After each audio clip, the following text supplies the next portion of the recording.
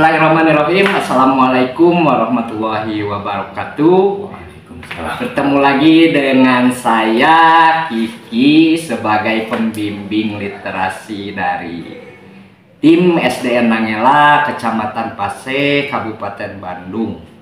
Nah, pada tantangan kali ini saya akan menjawab tantangan yaitu mengenai wawancara seputar pekerjaan. Nah, di sebelah saya sudah ada narasumber. Beliau bernama Anggi William. Selamat datang, Pak Anggi. Ya, selamat. Nah, beliau ini bekerja sebagai salah satu operator di sekolah yang ada di Kecamatan Pase, tepatnya di SD mana? SD Lokasari 2. SD Lokasari 2, Kecamatan Pase, Kabupaten Bandung. Nah, kebetulan beliau ini termasuk rekan kerja saya juga, makanya saya mengundang beliau untuk wawancara pada hari ini. Langsung saja. Ya, bagaimana kabarnya Pak Anggi? Alhamdulillah baik, Pak Kiki. Sudah lama tidak bertemu ya. Sekitar 2 pekan kita baru ketemu lagi ya. Kebetulan memang sudah lama kami tidak bertemu, dan kebetulan beliau tadi datang kemari ada keperluan ya, Pak Anggi. Sekalian saja saya ajak untuk menjadi narasumber pada wawancara kali ini. Nah, Pak Anggi, bagaimana sih ceritanya Anda bisa masuk ke bidang pekerjaan yang saat ini Anda jalani? Ceritanya seperti ini, Pak. Kebetulan saya masuk ke SD Lokasari 2 yang saat ini saya jalani itu melalui relasi ya.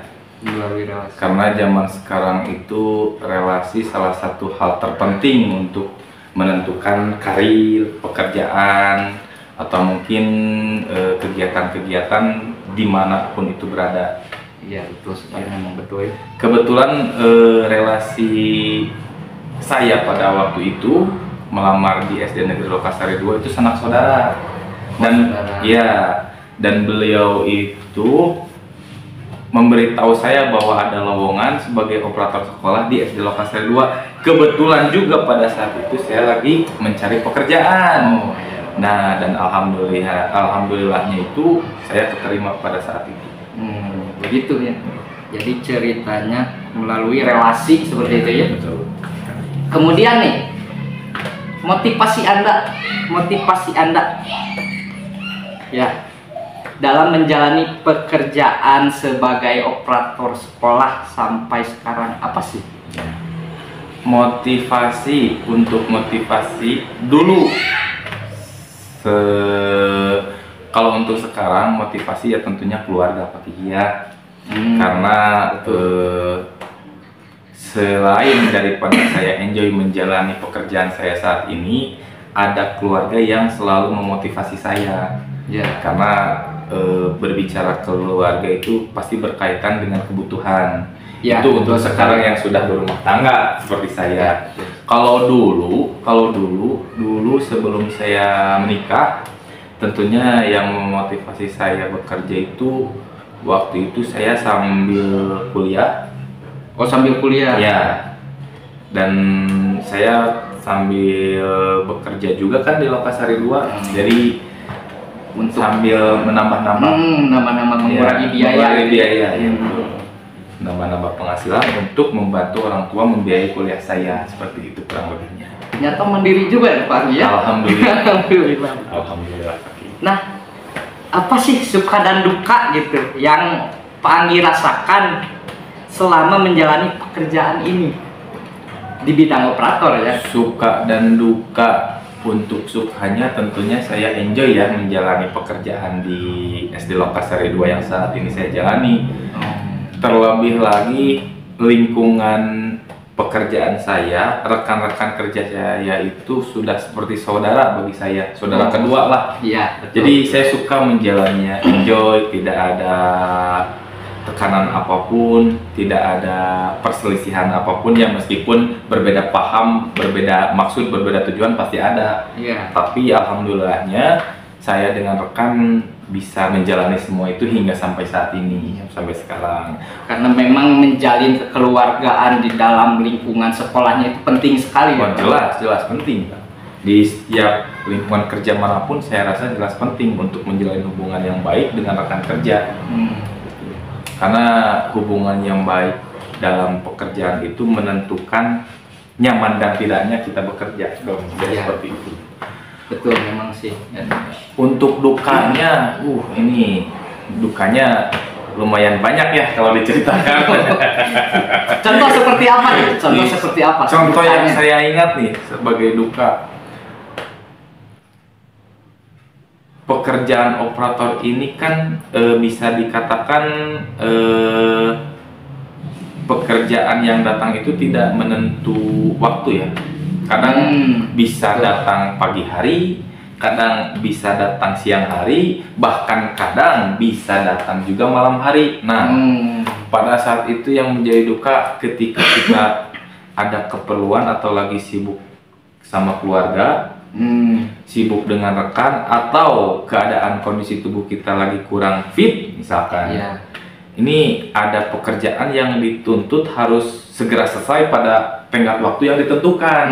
Tenggat waktu yang singkat. Itu yang singkat kurang lebih seperti itu. Itu di situ, rasanya mau tidak mau kan waktu keluarga bisa dikatakan terganggu, meskipun secara waktu kita bisa memilih waktu yang baik untuk bekerja dan waktu yang pas untuk keperluan kita sendiri gitu.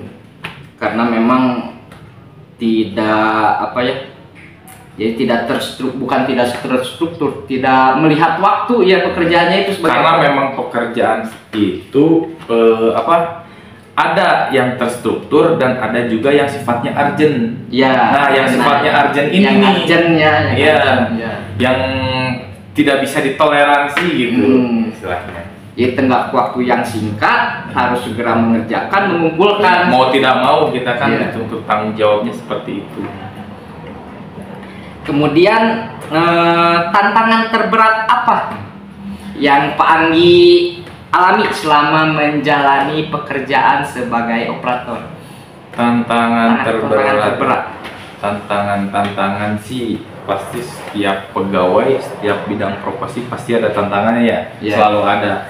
Nah, kebetulan yang saya pernah alami itu pasti di awal-awal mulai bekerja.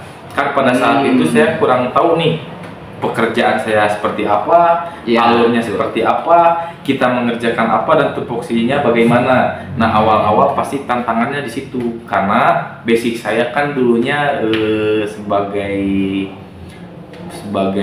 marketing. Sebagai marketing. Iya, dulu sebelum bekerja pada saat ini. Nah, kebetulan terjun ke dunia pendidikan ini sebagai tenaga kependidikan, saya merasa tertantang sekali tentunya. Apalagi kan pekerjaan ini yang baru menurut saya pada waktu itu. Menjadi tantangan tersendiri tantangan tersendiri. Cuman pasti tantangan terberatnya pas waktu masih baru mulai. Betul, awal-awal. Betul sekali. Benar. Kita tidak tahu ini harus bagaimana, ini gimana, kan gitu. Ya. Kemudian bagaimana cara Anda mengatasi tantangan tersebut? Untuk mengatasi tantangan yang pernah saya alami pada yang tadi disebutkan, tentunya saya mencari tahu ke orang yang sudah tahu atau mungkin orang yang berpengalaman lah, senior gitu ya, senior ya. Dan belajar dari awal lagi terkait pekerjaan. Intinya jangan berhenti belajar, terus belajar. Insya Allah jika kita terus belajar akan mendapat hasil yang baik. Kurang lebih seperti itu. Jadi memang kalau kita tidak tahu, belum mengerti, harus mau bertanya. Betul sekali.